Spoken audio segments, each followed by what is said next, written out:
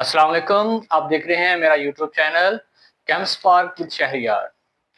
हमने class 9th का chapter number 4 stoichiometry start किया हुआ है, जिसका आज हम लेक्चर नंबर 3 स्टार्ट करते हैं।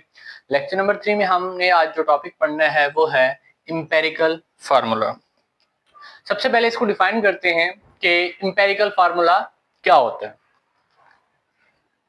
Empirical formula is the simplest whole number ratio of atoms.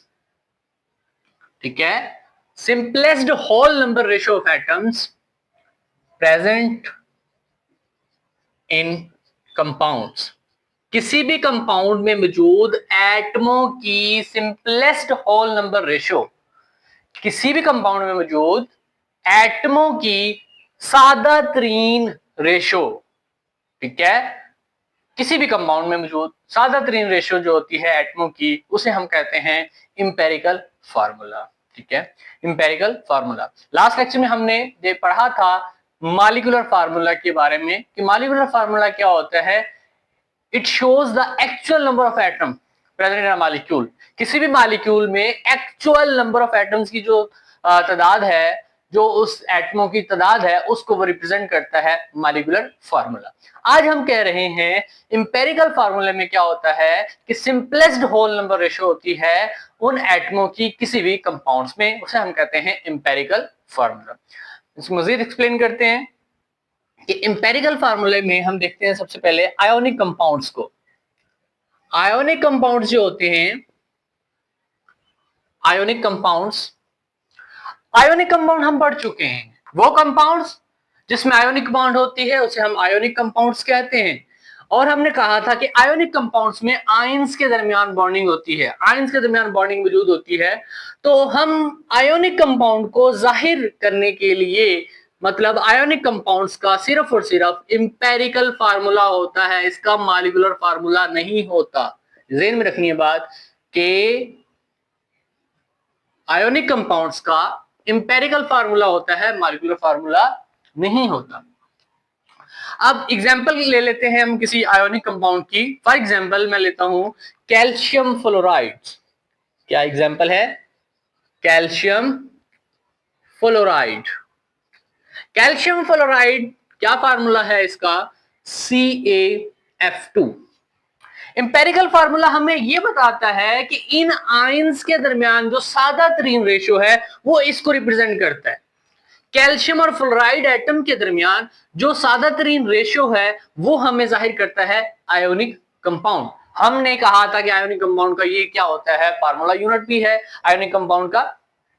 तो बाद में ये कर रहा हूं कि CaF2 ये सिंपलेस्ट होल नंबर रेशियो कैसे रेशियो है। इसमें अगर मैं रेशियो देखूं कैल्शियम और फ्लोरीन एटम के दरमियान तो 1:2 सादा तरीन रेशियो है। इससे मजीद हम इसको डिवाइड करके सिंपलेस्ट और फॉर्म में तब्दील नहीं कर सकते। यही सादा तरीन, यही सिंपलेस्ट रेशियो है, तो हम इसको कहते हैं इंपेरिकल फार्मूला। ठीक है, अब हम देखते हैं कोवलेंट कंपाउंड्स। ये तो मैंने बताया आपको आयोनिक कंपाउंड्स, कोवलेंट कंपाउंड्स। अब जो कोवलेंट कंपाउंड्स होते हैं, कोवलेंट कंपाउंड्स जो होते हैं, अब कोवलेंट कंपाउंड्स में मॉलिक्यूल्स हैं।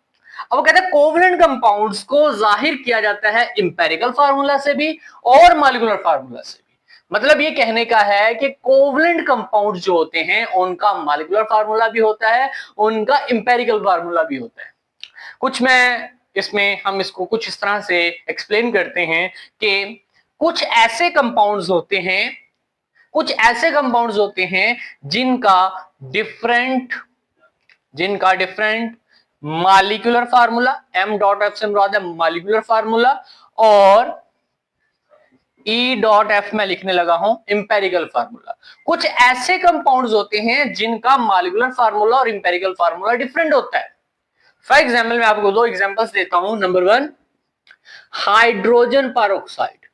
हाइड्रोजन पर ऑक्साइड, हाइड्रोजन पर ऑक्साइड का अगर मैं बात करूं मॉलिक्यूलर फार्मूले की, और अगर मैं बात करूं इंपेरिकल फार्मूला की, तो हाइड्रोजन परऑक्साइड का जो क्या कह सकते हैं मॉलिक्यूलर फार्मूला है वो क्या है, H2O2। क्या फार्मूला है, H2O2, ये मॉलिक्यूलर फार्मूला है। अब हमने इसका लिखना है इंपेरिकल फार्मूला। सिर्फ समझाने के लिए बता रहा हूं इंपेरिकल फार्मूला, वैसे तो इंपेरिकल फार्मूला को डिटरमिन करने के बहुत मेथड आपको बड़ी क्लासेस में जाके बताए जाते हैं कि उसको हम एलिमेंटल एनालिसिस करते हैं, फिर परसेंटेज कंपोजिशन निकालते हैं, फिर मुख्तलिफ स्टेप्स करके आप उसका इंपेरिकल फार्मूला मालूम करते हैं। मैं सिर्फ आपको सिंपल यहां पर समझाने के लिए बताता हूं कि इंपेरिकल फार्मूला आप डायरेक्ट कैसे लिख सकते हैं। बेटा यहां पर देखो कि हाइड्रोजन और ऑक्सीजन की रेशो देखिए, हाइड्रोजन और ऑक्सीजन की रेशो देखिए, तो यहां पर हाइड्रोजन परऑक्साइड का H2O2 है, इसमें हाइड्रोजन और ऑक्सीजन की अगर हम रेशो देखें तो वो क्या है 2:2। हम इसको मजीद हल कर सकते हैं, 2 1 एंड 2 1 जा, तो इसका मतलब है कि सिंपलेस्ट रेशियो जो बनेगी वो है 1:1। तो मॉलिक्यूलर फार्मूला तो H2O2 है, लेकिन इंपेरिकल फार्मूला इसका क्या होगा, HO।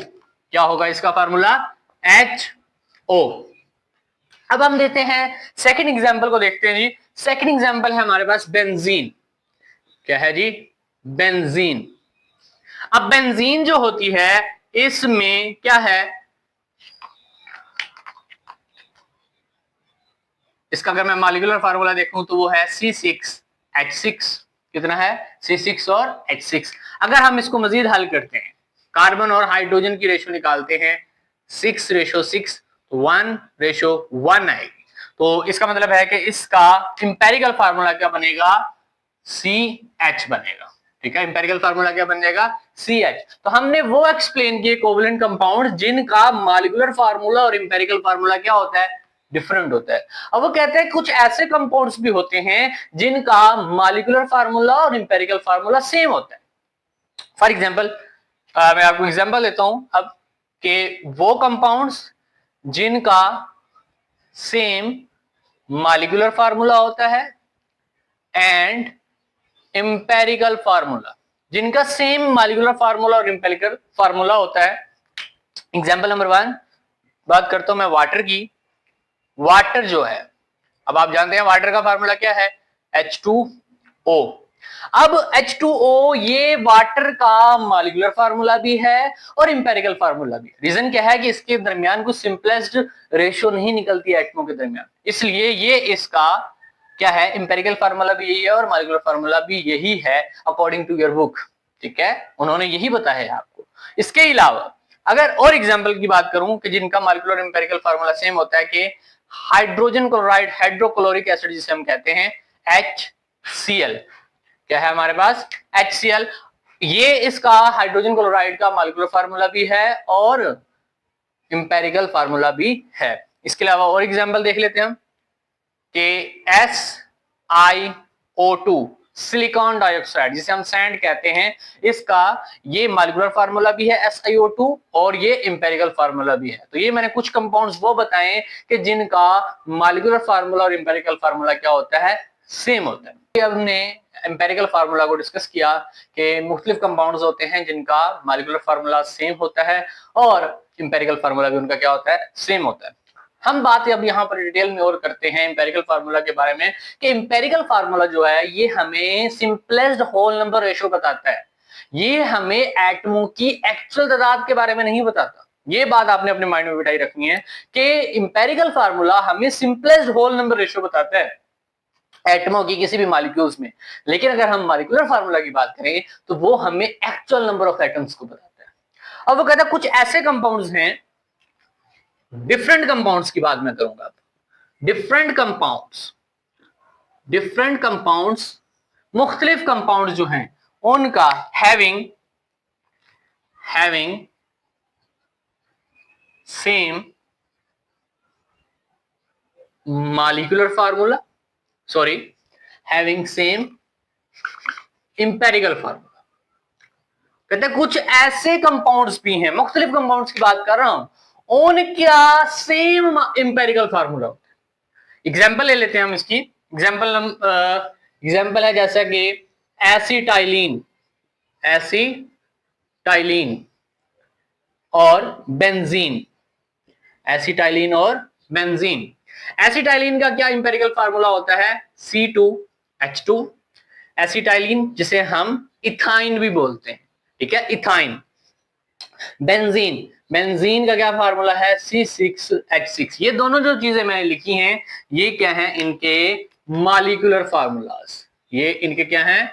Molecular formulas. अगर मैं इनकी इंपेरिकल फार्मूलाज की बात करूं तो अगर मैं पहले को देखूं तो इसका इंपेरिकल फार्मूला क्या बनेगा? 2:2 का मतलब है 2:1:1, तो कट जाएगा तो आपके पास क्या आएगा आंसर? CH। अगर मैं इसकी बात करूं 6:6 है, 1:1 आंसर आएगा, तो इसका भी इंपेरिकल फार्मूला क्या बनेगा? CH।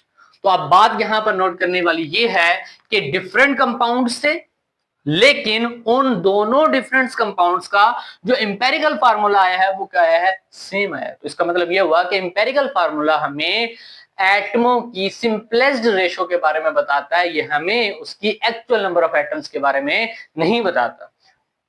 तो ये था हमारा आज का टॉपिक जिसमें हमने इंपेरिकल फार्मूला को डिस्कस किया। इंपेरिकल फार्मूला क्या होता है और कौन से डिफरेंट कंपाउंड्स, आयोनिक कंपाउंड्स और कोवलेंट कंपाउंड्स के किस तरह से रिप्रेजेंट किया जाता है। आयोनिक कंपाउंड का सिर्फ और सिर्फ इंपेरिकल फार्मूला होता है और कोवलेंट कंपाउंड्स में हमने उसमें मुख्तलिफ केसेस देखे कि कुछ ऐसे कंपाउंड्स हैं जिनका डिफरेंट मॉलिक्यूलर फार्मूला और डिफरेंट इंपेरिकल फार्मूला होता है। फिर हमने कहा कुछ ऐसे कंपाउंड्स हैं जिनका मॉलिक्यूलर फार्मूला और इंपेरिकल फार्मूला क्या होता है? सेम होता है। फिर हमने कहा डिफरेंट कंपाउंड्स का सेम इंपेरिकल फार्मूला भी हो सकता है।